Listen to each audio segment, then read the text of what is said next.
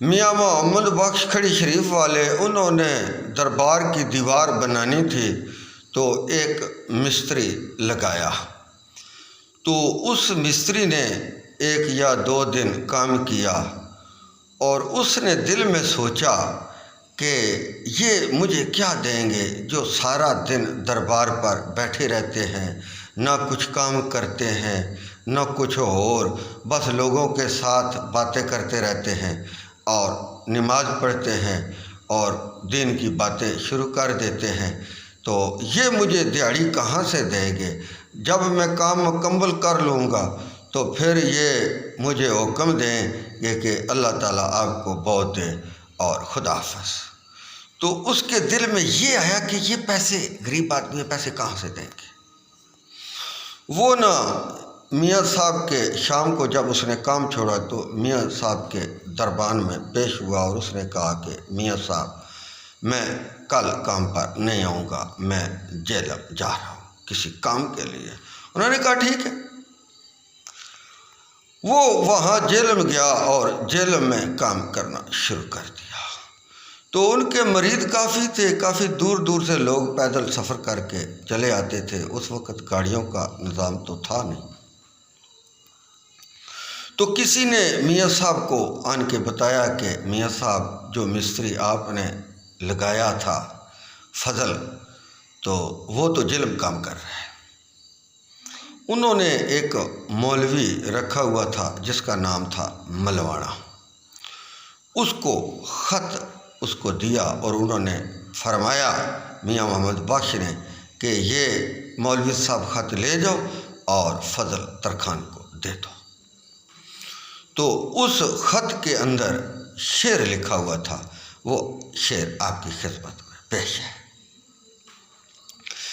چاڑو کش درباری کیندائی، میاں صاحب اپنے آپ کو چاڑو کش سمجھا اور پیش کیا۔ چاڑو کش درباری کیندائی اتے سن فضلا ترکھان، او ادب ریتا کم چھڈ ساڈا، کیوں جیلم وچ تان، او فضل چاہے تے مڑیا جلدی، چھڈ دے کھٹنا کھان، او تیرے ول محمد کلے آئی، او سیف علی ملوان۔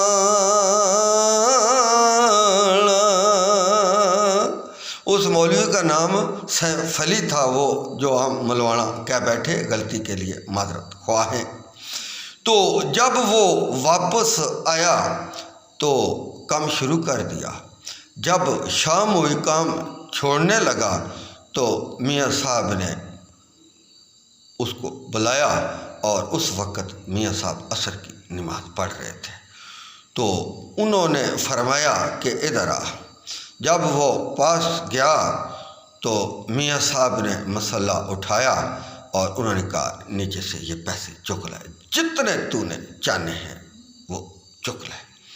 تو وہ وہاں پر میاں صاحب کے پاؤں میں گر گیا اور معافی چاہی کہ مجھ سے غلطی ہو گئی۔